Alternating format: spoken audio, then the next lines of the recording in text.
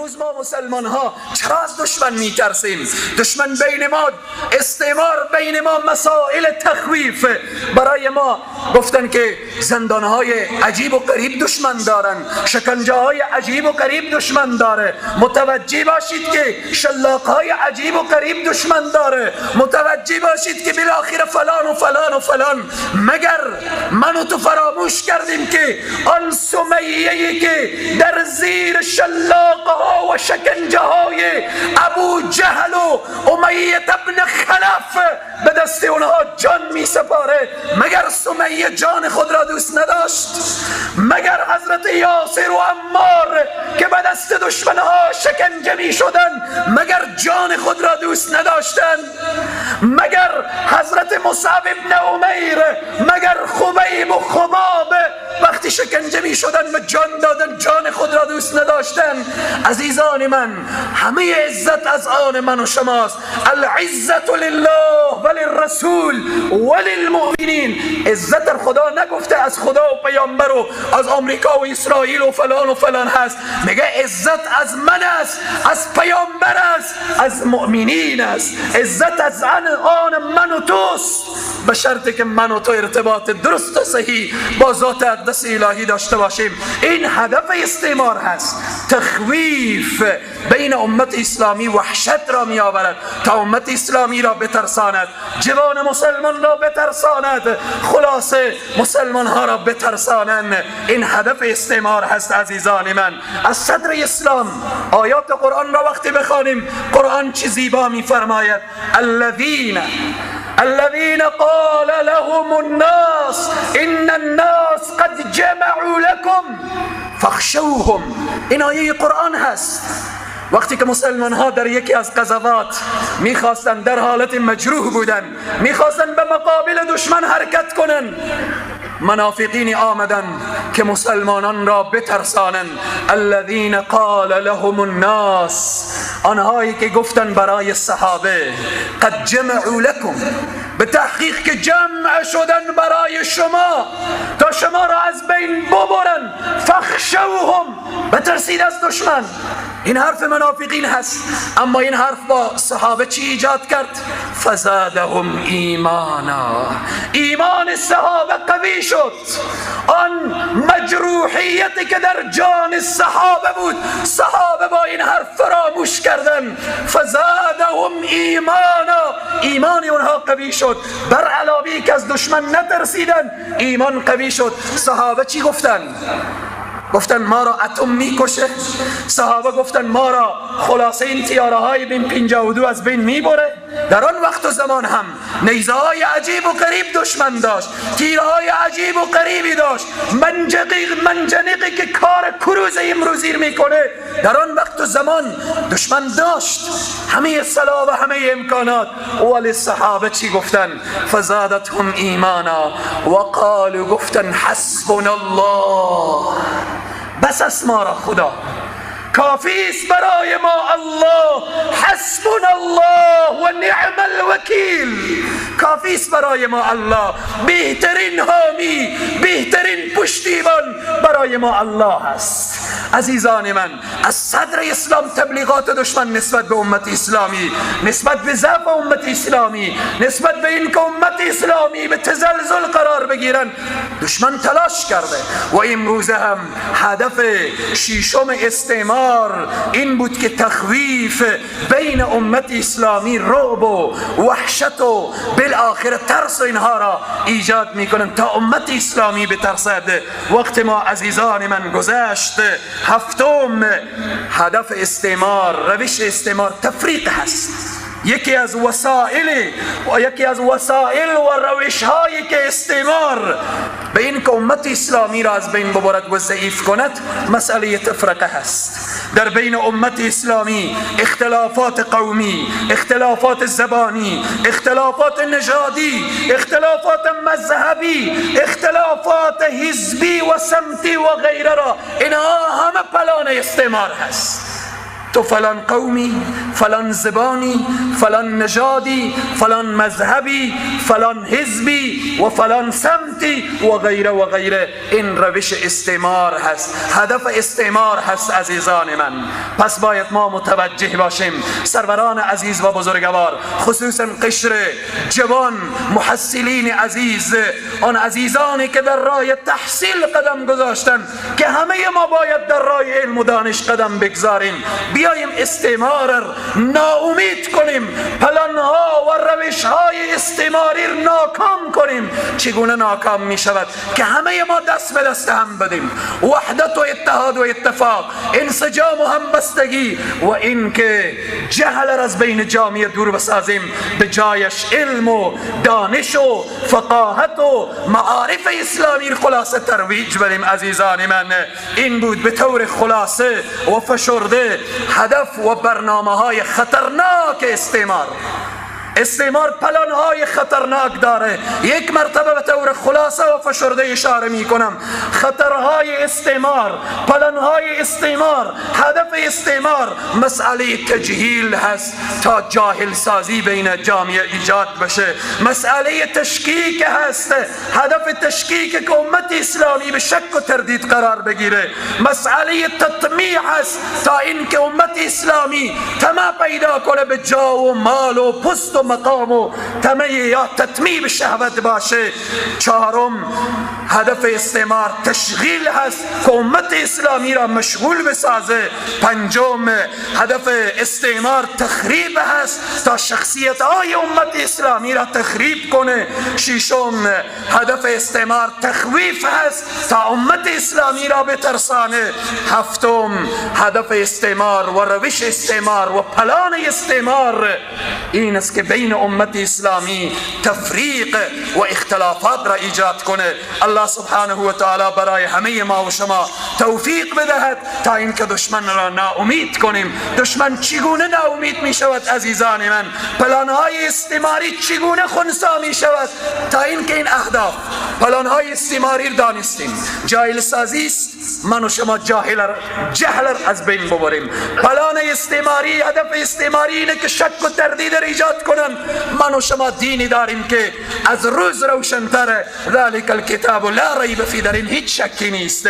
هدف استعمار چگونه از بین ببریم، پلانهایش را خلاصه خنثی کنیم. اینه که هدف و پلان او این است که امت اسلامی را به تطمیع، به طمع‌های خلاصه به چوکی و مقام و اینها او را فریب بدن. باید ما فریب نخوریم. این که امت اسلامی را به کارهای بیهوده مشغول بسازن، من و شما خود را به کارهای مثبت مشغول بسازیم، به تلاوت قرآن، به کار و معامله، به تجارت درست و صحیح و خلاصه به آبادسازی دین و وطن خود را مشغول بسازیم.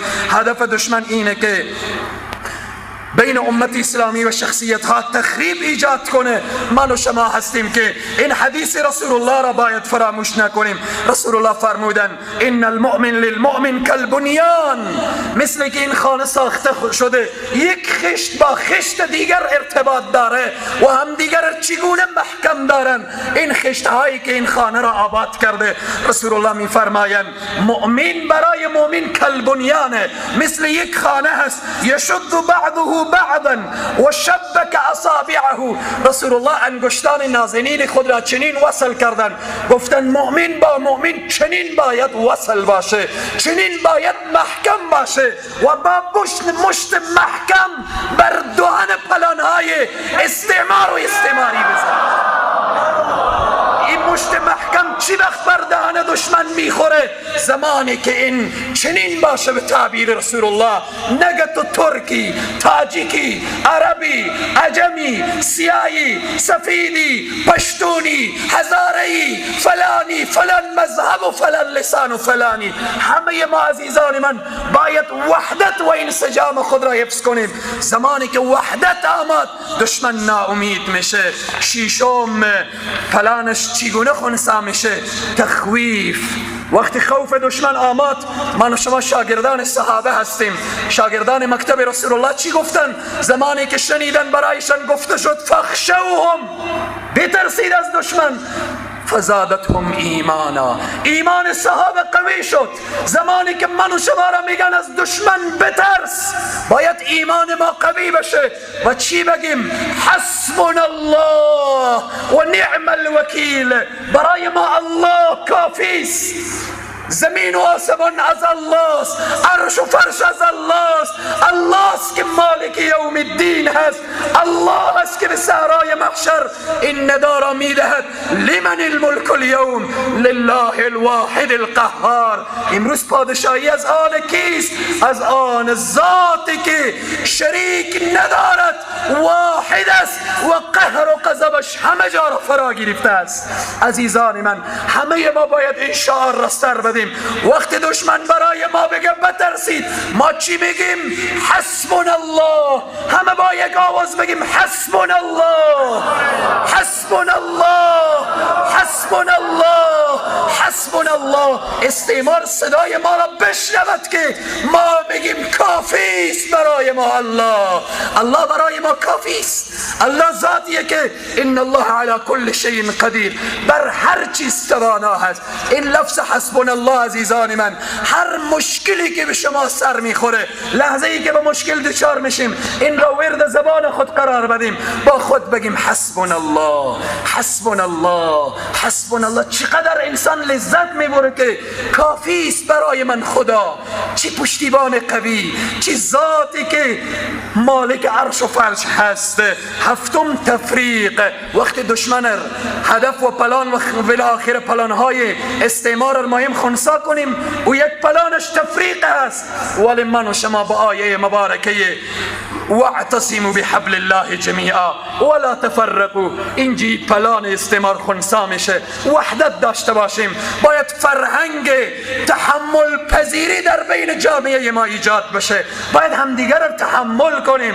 اگر لسان ما، نژاد ما، منطقه ما، سمت ما، حزب ما، مذهب ما تفاوت داره، باید همدیگر را تحمل کنیم. تحمل در با همدیگر ناکامی خلاص دشمن هست و ناکامی پلانهای استعمار هست. الله سبحانه و تعالی برای همه ما اتحاد و اتفاق و انسجام و همبستگی عنایت بفرماید. صلوات ختم بفرماید. سروران عزیز و بزرگوار، همه ما و شما، توصیه اول و آخر من برای همه امت اسلامی، خصوصا ملت شهید پرور افغانستان، این هست که امروز امت اسلامی نیاز به وحدت داره، نیاز به انسجام داره، نیاز به اتحاد و اتفاق داره. متوجه باشیم و پلانهای شوم استعمار را هم متوجه باشیم که اینها بیان شد. الله بر همه ما بیداری اسلامی و شعور اسلامی عنایت بفرماید. مریضان طلب دعا نمودن، دعا میکنیم. بار الها پروردگارا، با برکت و شرافت و بزرگی خودت، یا الله پروردگارا، با برکت این جمع مبارک، با برکت این روز مبارک، خدای اون مریضانی که طلب دعا نمودن، خدای شفای عاجل و کامل عنایت بفرما. بار الها پروردگارا، اون مریضانی که روی بستر افتاده اند، خدایا پروردگارا از هر در ناامیدن، خدایا از شفاخانه های غیب، یا الله شفای عاجل و کامل عنایت بفرما. پروردگارا بر همه ما اتحاد و اتفاق و انسجام و همبستگی عنایت بفرما. پروردگارا ملت مظلوم سوریه را از چنگال ظالمین نجات بده. خدایا شهدایشان را مورد رحمت و مغفرت خود قرار بده.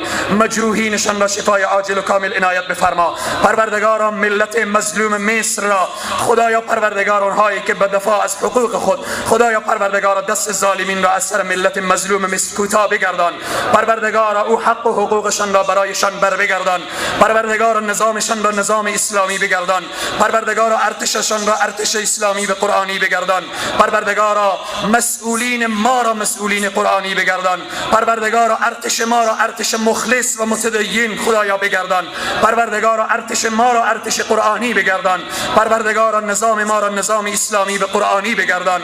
پروردگارا مسئولین ما را هدایت بفرما. پروردگارا مسئولین ما را هدایت بفرما. پروردگارا مسئولین ما را توفیق خدمت به دین و به اسلام و قرآن عنایت بفرما. پروردگارا دستان ما به طرف تو دراز است. پروردگارا دستان مغرضین، خدایا او خطرها و فکر و اندیشه های استعمار را از سر این ملت کوتاه بگردان. پروردگارا مکری که استعمار داره، پروردگارا حیله‌ای که استعمار داره، هدفی که استعمار داره، خدایا هدف و شومش را به سوی خودش بر بگردان. پروردگارا بر همه ملت افغانستان، بر همه مسلمان های انسجام و اتحاد و اتفاق عنایت بفرما. پروردگارا دستان ما به طرف تو دراز است. بار الها پروردگارا جوانان مخلص، خدایا پروردگارا جوانهایی که به ذوق و شوق تو در این خانه تشریف آوردن، پروردگارا به او خواهری که به اخلاص قدم گذاشته در خانه تو آمده، به او پدر موسفیدی که به اخلاص در خانه تو آمده، پروردگارا علمای ربانی را به نزدت وسیله می کنیم، پروردگارا اخلاصمندان را، پروردگارا دستان ما به طرف تو دراز است. یا الله و یا رحمان، یا حی یا قیوم، یا ذا الجلال والإكرام. اللهم إنا نسألك الهدى والتقى والعفاف والغنى. اللهم إنا نسألك العفو والعافية والمعافاة الدائمة في الدين والدنيا والآخرة. اللهم إنك عفو كريم تحب العفو فاعف عنا يا عفو، فاعف عنا يا عفو، فاعف عنا يا عفو. اللهم ربنا تقبل منا، اللهم ربنا تقبل منا، اللهم ربنا تقبل منا صيامنا وقيامنا وركوعنا وسجودنا يا رب العالمين، يا حي يا قيوم، يا ذا الجلال والإكرام، برحمتك يا أرحم الراحمين.